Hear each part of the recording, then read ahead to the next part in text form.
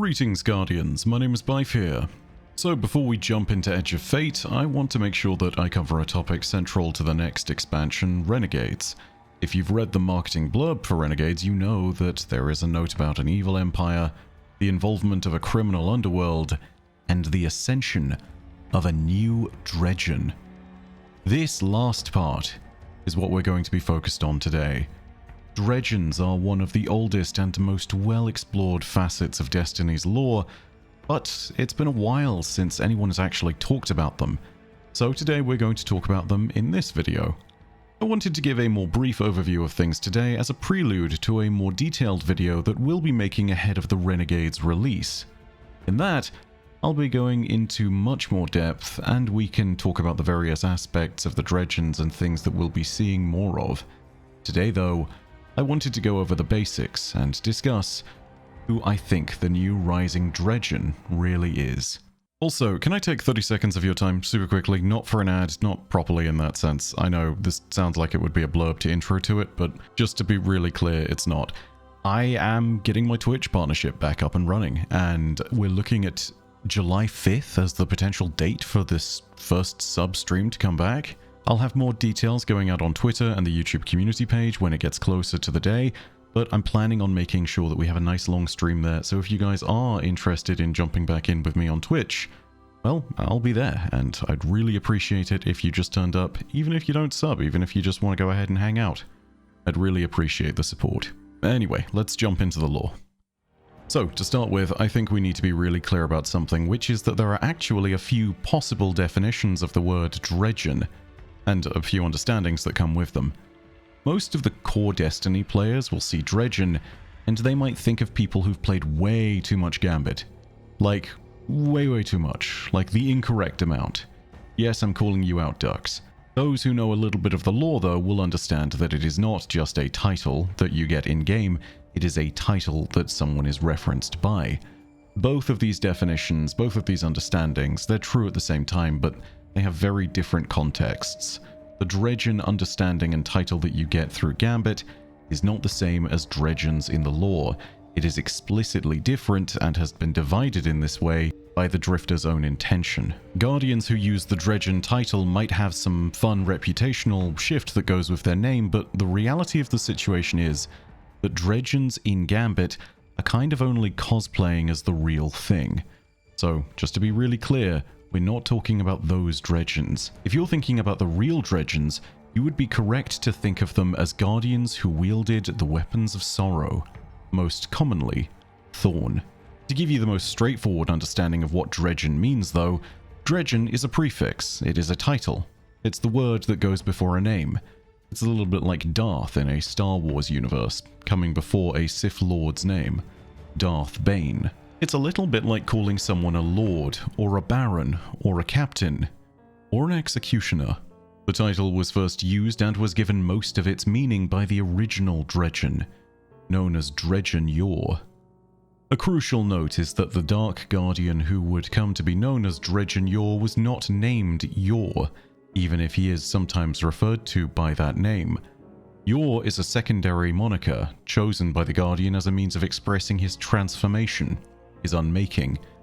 The original name of this Guardian was Razel Azir, but he was not the same after his weapon was corrupted by Hive sorcery. In time, he felt himself changing too. In time, he understood that he was not the same as the man that came before.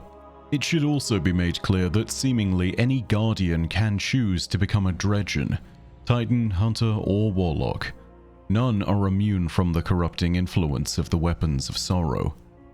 The actual full title of Dredgen Yor apparently also has a full meaning in some ancient language, which was translated by a ghost to mean the Eternal Abyss. Whether other Dredgen titles such as Dredgen Cull, Dredgen Bane, Dredgen Vale, etc. have their own meaning, or how that series of words and titles is deconstructed isn't explicitly known. Dredgen could stand for eternal. Dredgen could stand for abyss. It could be that the combination of words stands for eternal abyss. It could be that Dredgen in itself has a slightly different meaning. The reality is we don't know. Whilst Razel Azir walked his dark path to becoming Dredgen Yor, he did not do so without prompting or a little dark influence. It's here that we really need to talk about the tools that define the Dredgens, the weapons of sorrow themselves. The most traditional and ubiquitous of these weapons is, without a doubt, the Thorn. Whilst there was only a single Thorn to start with, for years a slew of dark replicas have been sought out and created by Guardians, seeking to express their dark power and gain a lethal edge in battles across the system. Their corruptive influence can be resisted, but not by all. Even the boldest and bravest can fall prey to their power. The original Thorn started as something most Guardians will be familiar with, though. A normal hand cannon. Granted, it wasn't truly normal. It was of exceptional make and quality, and it was called the Rose. And yes, for my PvP mains out there, it's the one you're all grinding comp endlessly to acquire. This was Razel Azir's original hand cannon, a weapon which he used with great success in the Crucible and the Wild. Alongside his Rose, Razel Azir was a beacon of hope, a noble man who was well respected by the people of the city, a role model for any aspiring Guardian. Razel Azir's Rose, however, constitutes the first part of a weapon of sorrow. They are apparently tools that express humanity's mastery of war, weapons of master craftsmanship, weapons capable of great destruction. These implements of war are then combined with a degree of hive sorcery, which takes on the second component. When the hive sorcery and the implement of war are combined, the weapon itself represents something greater than the sum of its parts. It's a weapon of war that is masterful, but is no longer completely recognizable as human. The influence of hive magic is something that can be traced back to them too, but even these magics have now ascended into something more potent and distinct than just hive sorcery, though inevitably that sorcery brought about their creation. Weapons of sorrow are in this regard kind of like the dark children of humanity and the hive. These weapons are best known for their corruption, their power, and most terrifying of all, their hunger. Dredgen Yor was known by many names and titles as he stalked the wilds, but perhaps one that expresses the terror of his weapon and the hunger it held is one that describes him best. It was simply the Devourer. Even as time goes on, one must question if it was Dredgen Yor or his Thorn who was the true Devourer. After all, as Yor would tell some of his many victims, his Thorn was always hungry. Whilst Thorn was the first, there were many others. Using various components of Crota's brood, we would successfully create the second known weapon of sorrow, the Necrochasm, a direct reflection of Crota's hunger and power, a manifestation of the Light Eater's malice that offered eternity to those willing to reach out and grasp it. Eris Morn would also have an opportunity to create a weapon of sorrow. Following the instructions of the calcified fragments as laid out by Oryx, she would create a weapon known as the Touch of Malice, a human rifle built with hive artifacts and empowered by the ravenous heart of the Taken King himself. And of course, most recently, there was the Osteostriga, a refinement of the teachings laid down by Dredgen Yor in the glyphs that make up the Book of Unmaking, the seventh Book of Sorrows. This weapon was created by Janna 14. A dark and hungry engine of devastation was the child that she would bring to this world, a child that she would nurture with her own madness as much as the bones of her victims. More recently, we've seen the strange addition of what has been called a proto-weapon of sorrow in the form of the Barrow Dyad. What makes this weapon a predecessor to the weapons of sorrow is unknown, but if these weapons are meant to be corruptive, hungry, and perhaps even alive, the Barrow Dyad is most assuredly all three of these. It does also bear a strange resemblance to a part of the frame of the Touch of Malice. This might be coincidence. It might be related. Much like all the weapons of sorrow, its hunger is horrifying. These are simply the weapons of sorrow, or the proto-weapons that we know of. There may well be more weapons out there. They certainly aren't all accounted for by the tower, but these are the most infamous and well-known of the bunch. If we're going to understand the influence of each of these weapons, though, we need to talk about the people who wielded them and the history behind each of these people. We need to talk about their stories. So, let's go back to the beginning and talk about Rayzul-Azyr. Before his corruption, Rayzul-Azyr could feel the weight of the evil out in the world. At night, he saw the shadows cast around the walls of the city and could hear the monsters lurking in the wild. Most of all, though, he would look up to the moon. Eventually, he traveled to Luna and did battle with the hive broods deep beneath the surface. In the deep darkness, he fought and killed many of their number until he faced a wizard and a knight. The wizard was called Zyore, and whilst she flitted between the bright bursts of cannon fire from Rose, the knight stood as a looming, massive shadow, encroaching upon Rayzul-Azyr himself. The Rose proved successful, and the knight, Zyore's betrothed, was slain. But in that moment, as Zyore took on her title as the Unwed, Rayzul-Azyr had sealed his fate. His defeat of the knight had allowed him to claim some of its remains, a shard of bone, which he grafted as a trophy of victory to his Rose. It was another reminder of his strength, but it would also be his unmaking. As the once noble Titan felt himself slipping away into the darker corners of the world, he would begin to hear whispers, voices, temptations. All the while, the bone that he had grafted to his Rose had slowly begun to change it, to morph it, to corrupt it. It wasn't long before he looked down at his Rose and realized that in his hand he held a dark, sharp thorn instead, a weapon with cruel and evil intent. It was in this moment that Rayzul-Azyr's unmaking was finished, and Dredgen Yor's reign of terror had begun. Yor would carve a bloody path across the system, whether it was random passers-by in small townships or great guardians such as Thalor, Pahanin, and Jaren Ward. Dredgen Yor was a force of nature. He was like a hurricane that could not be stopped or reasoned with. His path of destruction, the hunger that drove him, it eventually would lead him to the town of Palamon, which was nothing but an ashen ruin by the time that he left. Many died in his wake, but with vengeance in mind, some of the survivors would band together, alongside the guardian Jaren Ward, a hunter who had protected the township. They went out to seek vengeance against the shadowy figure that had visited death upon all that they had known, their loved ones, their families, their friends. They hunted until eventually Jaren Ward found Dredgen Yor at a ravine, and there the two guardians fought. Jaren Ward was slain, and his cannon, the last word, was left behind for a young man who had traveled with him to find. His name was Shin Malphur.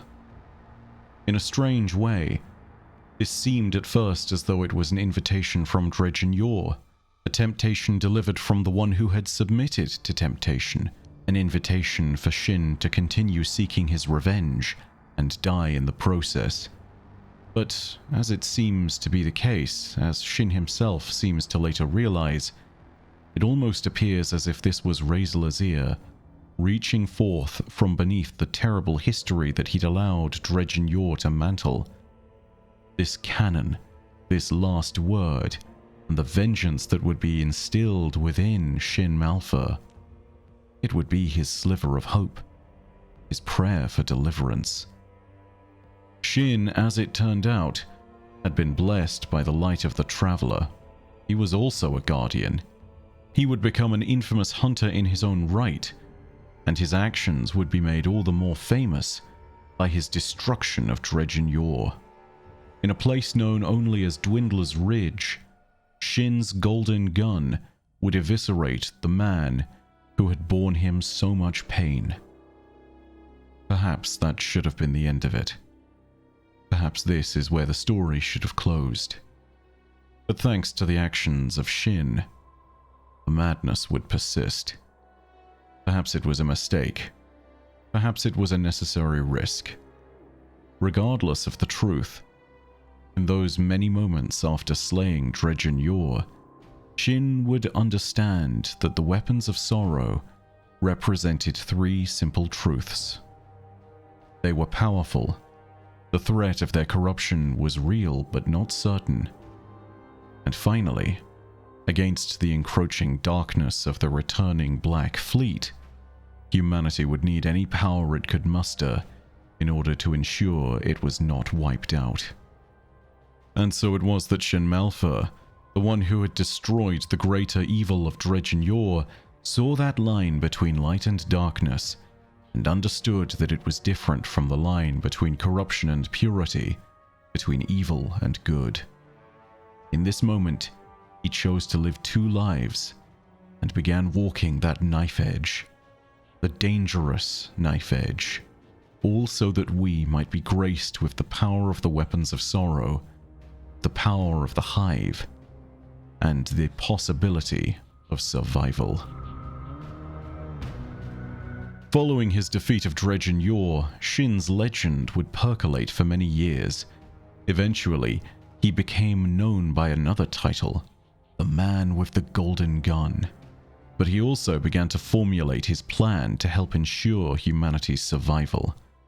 His pathway led him to inventing an alias, Xayah Orsa, a hunter with the ambition to delve into the secrets of the accursed man whose name had haunted the Tower and the Wilds alike. He found another of equal intent, a guardian by the name of Tebben Grey. Together, the two sought out Dwindler's Ridge once more, and found the still charred place where Shin Malphur had slain Dredgen Yor. Above them, in geosynchronous orbit, they found Yor's ship. Within the vessel, Shin, or Orsa as he was referring to himself as, found a series of hive glyphs scrawled on thick leather within the haunted craft. Eventually, Orsa and Tebben translated these records with a mix of scholarly guesswork and incomplete understandings. In the end, it was enough for them to start fitting the puzzle together, and to create a rudimentary understanding of the text in front of them. They called it the Book of Unmaking, the seventh book of sorrow. These were Yor's etchings, a roadmap for those that might wish to follow in his footsteps, a pathway that led with specific intent to a heinous rite known as the Ritual of Unmaking, a means by which Shin and Tebben would unmake themselves, craft new weapons of sorrow, and become Dredgens as well. But make no mistake, Shin Malphur had no intention of embracing evil.